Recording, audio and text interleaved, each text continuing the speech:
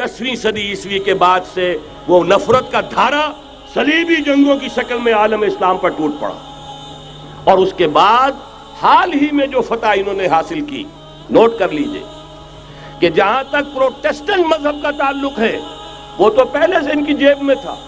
یہ ویسٹ کا لفظ آپ نے پڑھا ہوگا اور اخبارات میں آتا رہا خلیج کی جنگ کے دوران۔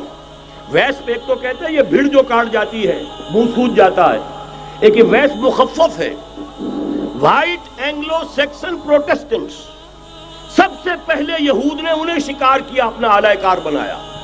یہی وجہ ہے، آپ کو معلوم ہے 1917 میں انگریزوں کے ذریعے سے انہیں یہ اجازت ملی کہ فلسطین میں زمینیں بھی خرید سکتے ہیں، جائیدادیں بھی خرید سکتے ہیں۔ بالفور ڈیکلریشن، انگلستان کا وزیر خارجہ تھا جس نے کہ یہ اجازت دلوائی ہے، ورنہ یہ کہ خلافت عثمانیہ جب تک قائم رہی ہے، خلیفہ عثمانی ترک خلیفہ نے اجازت نہیں دی، اس لیے کہ حضرت عمر رضی اللہ تعالیٰ عنہ نے، یہ بھی اب تاریخ کی ایک حقیقت بیان کر رہا ہوں جو شاید بہت سے حضرات کے علم میں نہ ہو، کہ جب یروشلم کے عیسائیوں نے سرنڈر کیا ہے یروشلم، حضرت عمر آئے ہیں، تشریف لائے ہیں مدینہ منورہ سے چارج لینے کے لیے، اس وقت جو ٹریٹی لکھی گئی ہے، جو معاہدہ ہوا ہے، اس میں وہاں کے یہودیوں، یہاں کے عیسائیوں نے طے کرایا تھا کہ یہاں آپ یہودیوں کو آباد ہونے کی اجازت نہیں دیں گے۔ یہودی آ سکتا ہے، زیارت کر سکتا ہے، اپنے مقامات مقدسہ کو آ کر دیکھ سکتا ہے، یہاں آباد نہیں ہو سکتا۔ اور یہ کون شرط رکھ رہا ہے؟ عیسائی۔ اس وقت تک عیسائیوں کی دشمنی یہودیوں کے ساتھ اس درجے میں تھی، اور یہی حضرت عمر رضی اللہ تعالیٰ عنہ کی وہ شرط تھی کہ سلاطین عثمانیہ، خلفاء عثمانیہ نے بھی، حالانکہ یہودیوں نے بڑی سے بڑی رشوت دینے کی کوشش کی ہے، سلطان عبدالحمید خان کو یوں سمجھیے کہ سیم و زر سے خریدنے کی کوشش کی ہے، لیکن اس کے باوجود ان کا کہ جو فیصلہ حضرت عمر کر گئے تھے، جو کمٹمنٹ رضی اللہ تعالی عنہ ان کی ہے، میں اس سے سر منہ انحراف نہیں کر سکتا۔ اصل میں اسی کی تو صدا ہے جو فری میسنری کے ذریعے سے خلافت کا خاتمہ کرایا گیا، کہ یہی سب سے بڑی رکاوٹ ہے۔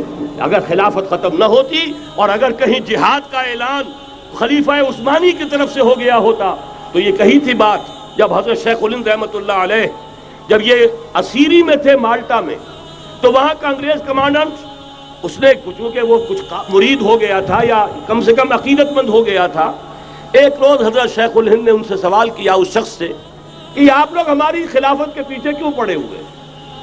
یہ تو بیمار، تم خود کہتے ہو، یورپ کا مرد بیمار ترکی، آپ کو کیا ڈر ہے اس سے؟ آپ کیوں اس بیچاری خلافت کے در پہ ہیں؟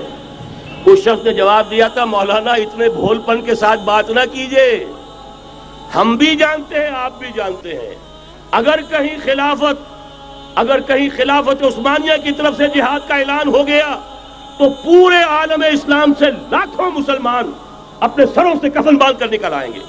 آج اس گئے گزرے دور میں بھی اس کمزور اور یوں سمجھیے کہ نام نہاد خلافت کے اندر اتنی جان ہے، اتنی طاقت، لہذا اس کو ختم کیا گیا، اور ختم کرایا گیا کن کے ذریعے سے؟ وہ جو مسلمان کہلاتے ہیں تھے فری میسن، مصطفیٰ کمال پاشا فری میسن، اور اس کے ذریعے سے انہوں نے سارے کام جو کروائے وہ در حقیقت اپنے سازشوں کے ذریعے سے اور مسلمانوں کو استعمال کر کے کروائے۔ بہرحال بات لمبی ہو رہی ہے، پہلی بات تو یہ ہے کہ وہی نقشہ اس وقت کا آج بھی ہے جہاں تک یہودیوں کا تعلق ہے، لیکن فرق یہ واقع ہو گیا کہ اس وقت عیسائی یہودیوں کے تابع نہیں تھے، بلکہ عیسائیوں اور یہودیوں کے مابین دشمنی تھی۔ آج یہودی عیسائیوں پر مسلط ہو چکا ہے، فرنگ کی رگے جاں پنجے یہود میں ہے، اور آج کے فرنگ کا لیڈر امریکہ ہے۔ امریکہ کا صدر یوں سمجھیے کہ وہ ان یہودیوں کا غلام ہے، مجال نہیں کہ ان کی مرضی سے ادھر سے ادھر ہو جائے، اور اگر کوئی غلطی سے ادھر سے ادھر ہو جائے تو اس کا پتہ چاک ہو جائے گا۔ آپ دیکھیے کیا حشر ہوا ہے بش کا، حالانکہ بہت بڑا ہیرو بن کر نکلا تھا گلف وار سے، لیکن ذرا سا ایک بیان دے دیا تھا کہ جو اسرائیل کو پسند نہیں آیا، تو جو الیکشن میں چاروں شانے چت ہوا ہے اس کا جو حشر ہوا ہے وہ دیکھ لیجیے۔ تو پہلی بات تو یہ سمجھ لیجئے کہ آج بھی یہودی یہ نیو ورلڈ آرڈر ہے، نیو ورلڈ آرڈر، اور اس میں عیسائی دنیا اس کی اعلی کار ہے۔ اب صورتحال کیا ہے؟ عیسائی دنیا، میں ایک بات بتا رہا تھا بیچ میں رہ گئی، کہ جہاں تک پروٹیسٹنٹ عیسائی تھے وہ تو پہلے ان کے ہاتھ میں تھے، حال ہی میں انہوں نے جو فتح حاصل کی ہے وہ کیتھولک عیسائیت کو بھی اپنے ہاتھ میں لے لیا ہے۔ چنانچہ پوپ صاحب نے فرمان جاری کر دیا ہے کہ ہمارے خداوند یسوع مسیح کے قتل کی ذمہ داری ان یہودیوں پر نہیں ہے، بری کر دیے گئے۔ 1900 برس کے بعد، بلکہ 2000 برس کے قریب ہو گئے، انہیں ایگزونریٹ کر دیا گیا، ایبسالو کر دیا گیا، ان پر ذمہ داری نہیں۔ نتیجہ یہ نکلا ہے کہ ابھی چند مہینے پہلے جو مذاکرات صلح کے ہو رہے تھے، جن میں یاسر عرفات بھی تھے اور یہ اسحاق رابین گیا ہوا تھا واشنگٹن، وہاں سے واپس آیا ہے تو روم میں رک کر پاپائے روم سے ملاقات کر کے تشریف لائے ہیں، انہیں دعوت دی ہے کہ یروشلم آئیے، اور ویٹیکان نے تسلیم کر لیا ہے اسرائیل کو، اور ویٹیکان کا اب جو ہے ایک ایمبیسی، اس کا جو ہے سفارت خانہ وہ یروشلم میں بننے والا ہے، اور پوپ صاحب بھی وزٹ کرنے والے ہیں۔ گویا کہ یہ گٹھ جوڑ اب مکمل ہو چکا، اب کہیں اس میں کوئی کمی نہیں رہی۔ اس یونائٹڈ فورس کے ساتھ یہ نیو ورلڈ آرڈر اس وقت عالم اسلام پر حملہ آور ہے۔ اب اس میں نوٹ کیجئے کہ اس وقت کی فضا ہے کیا۔ عالم اسلام میں سے عالم عرب ان کے شکنجے میں جا چکا، کیوں بنا کر کھڑے ہوئے ہیں اسرائیل کو ماننے کے لیے اور سر تسلیم خم کرنے کے لیے۔ انہیں بلا کر میڈرڈ میں پیش کیا گیا یہودیوں کے سامنے کہ تم جن کے ساتھ ایک ٹیبل پر بیٹھنے کو تیار نہیں تھے، میڈرڈ میں آؤ، آؤ اپنا قبرستان دیکھو، یہ اسپین کی سرزمین جہاں تم نے 800 برس حکومت کی تھی، یہ تمہارا قبرستان، یہاں آؤ اور بیٹھو اور ان کے ساتھ بات کرو۔ گئے تھے کہ نہیں تمام فرنٹ لائن سٹیٹس میڈرڈ میں؟ حالانکہ کوئی بین الاقوامی کانفرنس کبھی میڈرڈ میں نہیں ہوئی، یا تو یہ واشنگٹن میں، بعد میں وہ سارے معاملات واشنگٹن میں چلے، شروع وہاں سے کیا۔ اس لیے کہ نیوز ویک کا کچھ عرصے پہلے کور سٹوری جو تھی 1992 is the year of Spain. Why? 1592 was the year of the fall of Granada. 1492 میں 1492 میں غرناطہ کا سقوط ہوا، اور پورے آئیبیرین پیننسولا سے ایک ایک مسلمان بچہ نکال کر ختم کر دیا گیا، یا زندہ جلا دیے گئے، یا تہہ تیگ کر دیے گئے، یا جہازوں میں بھر بھر کر۔ اور آپ کو معلوم ہے میڈیٹرینین کی حیثیت کیا ہے، خلیج ہے، ایک معمولی سی خلیج، ادھر سے اسپین کا ساحل قریب آ جاتا ہے، اسپین کے ساحل سے جہازوں میں بھرا اور نارتھ افریقہ کے ساحل کے اوپر پھینک کر آ گئے۔ پورے ہسپانیہ میں جہاں 800 برس مسلمان کی حکومت رہی، ایک بچہ بھی مسلمان نام کا موجود رہا۔ یہ تھا 1492، اور اب آیا تھا 1992۔ 1992 is the year of Spain۔ اسی لیے ورلڈ اولمپکس رکھے گئے، وہاں دلہن کی طرح سجایا گیا ہسپانیہ کو، اور بلایا گیا، طلب کیا گیا، سمن کیا گیا تمام دول عرب کو، آؤ یہاں بیٹھو، اور یہاں بیٹھ کر اپنے ان یہودی دشمنوں کے ساتھ مصالحت کی بات شروع کرو۔ بہرحال نوٹ کر لیجئے، عالم عرب جا چکا۔ کوئی دن کی بات ہے، میں سنسنی پیدا نہیں کرنا چاہتا، لیکن حالات اور واقعات سے نگاہیں بند کرنا بھی کوئی دانش مندی کی بات نہیں ہے۔ یہ ایودھیا کی مسجد شہید کی گئی، ابھی یہ ایک بہت بڑا مزار جو ہے شہید کیا گیا، اور اس کے ساتھ کئی مسجدیں شہید کی گئی۔ یہ سب کیا ہے؟ یہ مسلمانوں کی نفس دیکھی جا رہی ہے کہ کوئی غیرت اور حمیت نام کی کوئی شے باقی ہے؟ جیسے علامہ اقبال نے وہ نظم لکھی تھی، عبدالقادر روہیلا بڑا ظالم جفاجو کینہ پرور تھا، لیکن یہ کہ اس نے جو ایک ٹیسٹ لیا تھا کہ وہ جو عورتیں ہیں تیموری خاندان کی، ان میں کوئی رمق رہ گئی ہے؟ معلوم ہوا کہ نہیں، کہ غیرت نام تھا جس کا گئی تیمور کے گھر سے، ختم، غیرت نکل گئی۔ اسی طرح ایودھیا کی مسجد، اب چرار شریف، اور یہ کوئی دن کی بات ہے کہ اب مسجد اقصیٰ کا نمبر آیا کہ آیا، اس کے لیے پوری تیاریاں ہو چکی ہیں۔ یروشلم کا مشرقی حصہ خالی کرایا جا چکا ہے، اس کے اندر اب پورا تسلط یہودی کر رہے ہیں، یہاں تک کہ اب کے یاسر عرفات صاحب نے بھی کچھ نہ کچھ جو ہے احتجاج کی بات کی ہے، حالانکہ اب تک ہر بات مان کر منقار زیرے پر تھا، لیکن یہ کہ ایک وقت آتا ہے آخر کار اسے بھی کچھ بولنا پڑ گیا ہے۔ لیکن یہودی اب پیچھے قدم ہٹانے والا نہیں ہے، ان کا تھرڈ ٹیمپل، تیسری مرتبہ ہیکل سلیمانی تعمیر ہونا ہے، نوٹ کر لیجئے، ان کے لیے وہ وہی کچھ ہے جو ہمارے لیے کعبہ ہے. ان کے لیے ہیکل سلیمانی بالکل وہی حیثیت رکھتا ہے جو ہمارے لیے کعبہ. وہ ہیکل سلیمانی ایک مرتبہ پہلے نبوکدنضر کے ہاتھوں مسمار ہوا، پھر سن 70 عیسوی میں ٹائٹس کے ہاتھوں مسمار ہوا.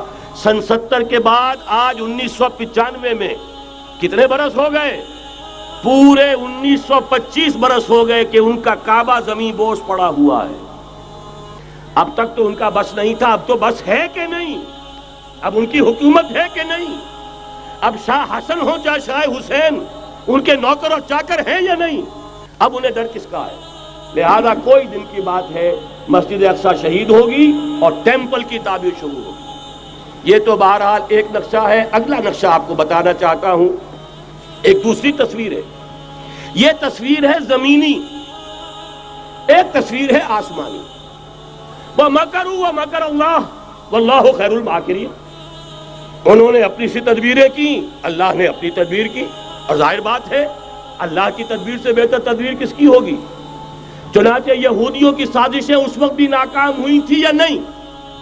ظاہر بات ہے جاء الحق وزهق الباطل ان الباطل کان زہوقا. لہذا یہ آیتیں دونوں اعلان کر رہی ہیں کہ یہودیوں کی سازشیں بالآخر ناکام ہوں گی اور دین حق کا بول بالا ہو کر رہے گا. یہ تو ان آیتوں سے ظاہر ہے. یریدون لیطفئوا نور اللہ بافواہہم واللہ متم نورہ ولو کرہ الکافرون. یریدون ان یطفئوا نور اللہ بافواہہم ویابى اللہ الا یتم نورہ ولو کرہ الکافرون. هو الذی ارسل رسولہ بالہدی ودین الحق لیظہرہ علی الدین کلہ ولو کرہ المشرکون. اللہ نے تو بھیجا ہی ہے اپنے رسول کو اس فیصلے کے ساتھ اور یہ ذمہ داری اور مشن دے کر کہ جو دین حق آپ کو دے کر بھیجا جا رہا ہے اسے غالب کیجئے، نافذ کیجئے، قائم کیجئے. اس مشن کے ساتھ بھیجا جا رہا ہے اور وہ بہرحال آیا جاء الحق وزهق الباطل ان الباطل کان زہوقا. لیکن نوٹ کرنے کی بات یہ ہے، ذرا یہاں تھوڑا سا تحمل کے ساتھ غور کیجئے گا، کہیں میرے خلاف کوئی فتویٰ دینا شروع کر دیں. کیا حضور کا مقصد بعثت اس وقت مکمل ہو گیا تھا؟ ایک درجے میں ہو گیا کہ جزیرہ نماء عرب پر اللہ کے نور کا بھی اتمام ہو گیا، اللہ کا دین بھی غالب ہو گیا. ہو گیا کہ نہیں ہو گیا؟ لیکن کیا محمد الرسول اللہ صرف عرب کے لیے بھیجے گئے تھے؟ قرآن کہتا ہے ببانگ دہل وما ارسلناک الا کافۃ للناس بشیرا ونذیرا. اے محمد صلی اللہ علیہ وسلم، ہم نے نہیں بھیجا ہے آپ کو مگر پوری نوع انسانی کے لیے بشیر اور نذیر بنا کر. تو جان لیجئے کہ یہ مقصد بعثت محمدی صلی اللہ علیہ وسلم بتمام و کمال اس وقت پورا ہوگا جب کل عالم انسانیت پر، کل روئے ارضی پر اللہ کا دین اسی طرح غالب ہو جائے گا جس طرح کہ محمد رسول اللہ والذین معہ صلی اللہ علیہ وسلم ورضی اللہ تعالی عنہم اجمعین، ان کے ہاتھوں سے، ان کے ایثار سے، ان کی قربانیوں سے، جن کا نقشہ آپ کے سامنے مولانا کھینچ چکے ہیں، ان کے اثار، ان کی قربانیاں، ان کی محنت، ان کی جفا کشی، ان کی سرفروشی، ان کے جان تن من دھن لگا دینے کے نتیجے میں جیسے اس وقت غالب ہوا تھا کل روئے ارضی پر غالب ہوگا، تب کہیں جا کر مقصد بعثت محمدی مکمل ہوگا. یہی وجہ ہے اقبال نے کہا تھا وقت فرصت ہے کہاں، کام ابھی باقی ہے، نور توحید کا اتمام ابھی باقی ہے. لیکن ساتھ ہی خوشخبری بھی دی تھی، یہ چمن معمور ہوگا نغمہ توحید سے. آئے گا وہ دور، یہ چمن معمور ہوگا نغمہ توحید سے، لازماً آ کر رہے گا. هي الحلقات تحفظني بآيات من القرآن، هي الحلقات تملأني بحب المصطفى العدنان.